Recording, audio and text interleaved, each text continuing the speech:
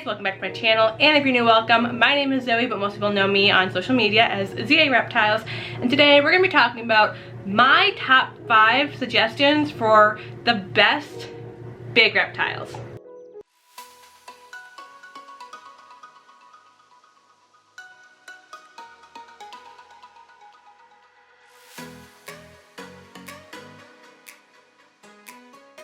Now, I'm naming these keeping the average keeper in mind, what kind of space you have available, things that just make sense for your average reptile keeper to be able to own. So when I say that, I mean I'm not naming things like reticulated pythons and crocodilians.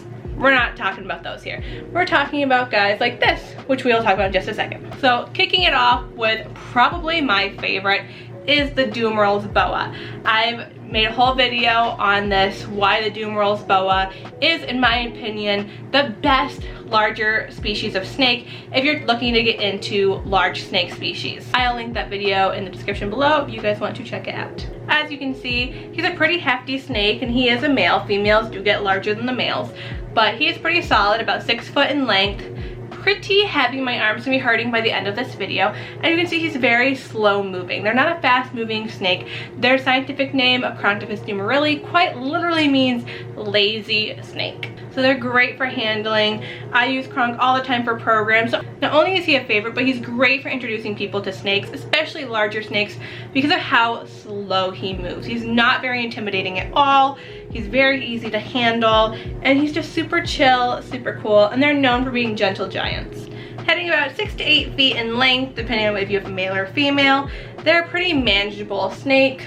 Be careful about what you find online though. A lot of places do kind of, I don't say under care for, but don't quite reach for higher advancements in husbandry when it comes to caring for the 𝘬𝙬𝙨𝙞 boa, because they are such a lazy snake and they spend most of the time buried under a leaf litter just hanging out. You still want to give them opportunities to stretch out, explore, climb, etc., but they're not going to need as much space as, say, a reticulated python would. Coming in at number 2, you guys know how much I love iguanas. However, I'm not going to recommend the green iguana. I've done tons of videos on this in the past on why green iguanas are great pets for certain people, but horrible pets for the majority of people. So for this video, we're going to talk about the Rhino iguana and the Cuban rock iguana. Now, aside from the zoo field, I don't have experience with these in my personal collection of animals. I know so many people that have worked with these iguanas that absolutely love them. One of their favorite species, just amazing, especially in comparison to the green iguana. So if you are someone that has watched my videos, thought you wanted a green iguana until you watched my video quizzing you on whether you were ready or not and decided you weren't, maybe a rock iguana or a rhino iguana would be a better fit for you. Now these guys are going to need a very large enclosure. We're talking minimum 8 by 4 by 4. Lots of space to roam around and explore. But if you're interested in iguanas or larger lizards, that might be a really good option for you without having to go quite as large as, say, a croc monitor. Number 3 on the list is a very common one that a lot of people already own, and that is a red-tailed boa or a BCI. You guys know I have Samoa. She's a BCI. She's not a true red tail, but she's very beautiful. Now, they're very similar to the 𝘬𝙬𝙨𝙞 boa in the fact that they range quite a bit in their size. You have some that are about 6 foot in length and others that are hopping up to about 10 foot in length. A good example would be my friend 𝘬𝙁𝙪𝙨. You guys know all about 𝘬𝙁𝙪𝙨. I've done some collaborations with her over the past, but also she's like one of my best friends in this hobby. She has a very old, I don't remember if she's a BCC or BCI, but her name is Brita, and she is ginormous. She's incredible. Very old girl, unfortunately, but absolutely amazing. So scroll back through her Instagram, find some photos. So they're gonna be a lot like the 𝘬𝙬𝙨𝙞 boa, except you want to go even more with providing opportunities to do different things like climbing and basking, where these guys naturally just tend to hang out more under the leaf litter. BCCs and BCIs are quite active and do really enjoy climbing. So where for, say, Kronk, I might do a 6 by 3 by 3. For Samoa, I'm probably going to do, she's about 6 foot right now, so let's say 7 or 8 by 3 by 4. And that would be probably the minimum that I would do. So I'm very excited to, in the future, build their enclosures. So make sure you hit that subscribe button so when it comes time to build those large snake enclosures, you're around, because that's going to be one of my next projects and I'm very excited for it. Number 4 on the list, everybody's favorite when it comes to my channel, and that is tegus. Specifically, Argentine black and white tegus. That's what I have experience with. That's what Muppet is. Now, another really great option if you're looking for a larger lizard. Similar to the iguanas we talked about earlier, you're looking at an 8x4x4 minimum for an enclosure for an adult. Tegus are super personable. I always tell people when I have...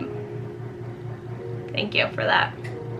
When I bring Muppet to programs, if there's anyone that's a little unsure about her, I introduce her as my puppy dog without fur, because that's essentially what she is. Okay, hello. Some people just don't know personal space, I tell you what. So again, tegus in general just tend to be kind of like big puppy dogs, just without fur. They're fantastic to work with. They're very intelligent species, and as much as their diet is a little more complicated in the sense that they eat a lot and they need a lot of variety, that's part of what makes it really fun to keep them. I thoroughly enjoy meal prepping for Muppet because there's just so much you can give them and so many different things you can do. It just makes it a lot of fun. Now, there is a warning. They do kind of have a tegu puberty stage as they're reaching adulthood, where they kind of turn into a snotty teenager. If you start off with a baby, which is always recommended because then it grows with you and it gets used to you and it recognizes you. But then you have to go through tegu puberty. So you just have to stick it out and hope that they do come around afterwards. I was very fortunate that I adopted Muppet at that 3-year mark. She was fully grown. She had already gone through it, though it sounds like she never actually did. She was just always very sweet. So Muppet's personality has literally never changed since I got her, so I lucked out. So there's always plenty of tegus being rehomed. If you want to increase your odds of not having to deal with tegu puberty, I would recommend finding an adult that needs a home. And last on the list, one of my favorites, and I don't actually have them yet, and that is a tortoise. And when I say I don't have them yet, I mean a bigger species of tortoise. I have a pancake tortoise. They're a smaller species of tortoise. I'm talking about bigger tortoises. Remember, this video is about bigger species of reptiles.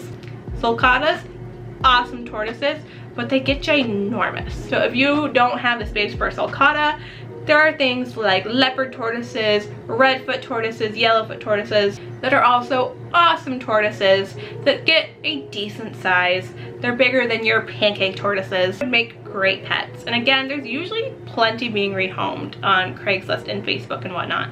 I don't really know why I love tortoises so much. I just do. So for a bigger species like that, not sulcata, but like leopard tortoise, redfoot, I'd mark off like an 8x4 space minimum to give them room to walk around. For a sulcata, you're gonna want like a whole room minimum, like a big room.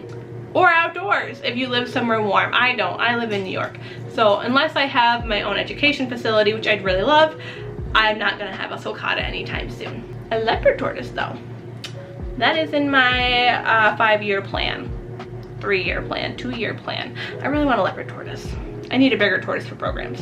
Alright, so that ends this video. If you can think of any larger species of reptiles that are really great pets for the majority of keepers, leave them in the description below. I'm sure there's lots of people that would love some ideas. I personally love large reptiles. You guys know this. Small ones are cute, but large ones are my bread and butter, especially large lizards. And as always, thank you guys for joining me for this video. We'll see you for the next one. Bye-bye!